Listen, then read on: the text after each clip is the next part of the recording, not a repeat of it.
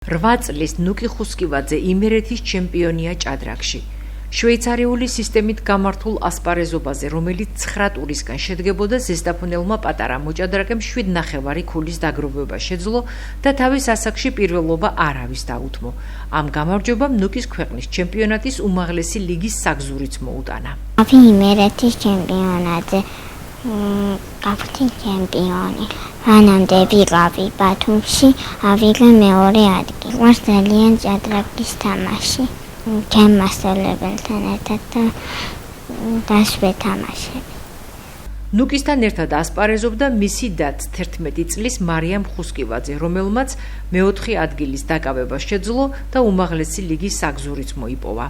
მე ვიყავი იმერეთის ჩემპიონატზე და მეოთხე ადგილზე გავედი.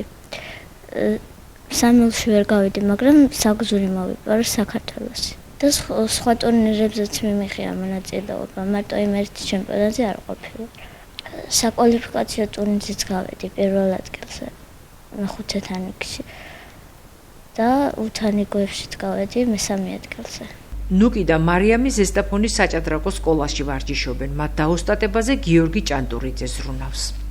ნუკი არის ძალიან ნიჭიერი, შრომის მოყვარე და მიზან დასახული. ამდენხანს მისთვის ყაიმი იყო მიუღებელი, მაგრამ როგორც იქნა ჩვენ მივახციეთ იმას, რომ ყაიმი ნახევარი ქულა არის, ეს იყო ჩვენი ძირითადი, ესე იგი, რაზეც მუშაობდით და პირველი ყაიმი დააფიქსირა ამ შეჯიბრებაში. ნუ ახლა წაგებით წაუგია, მაგრამ აი ყაიმზე იყო კატეგორიულად წინააღმდეგი. და სწორედ ამ ნახევარმა ქულამ მოუტანა ჩემპიონობა. მოიპოვეს უმაღლესი ლიგის საგზური, უმაღლესი ლიგა გაიმართება ბათუმში 5 მაისიდან. და ველოდებით რომ გავხდეთ საქართველოს ჩემპიონი. ნუკისთან ერთად მარიამი და მანაც აგრეთვე მოიპოვა უმაღლესი ლიგის საგზური ნაწილეობა საქართველოს უმაღლეს ლიგაში.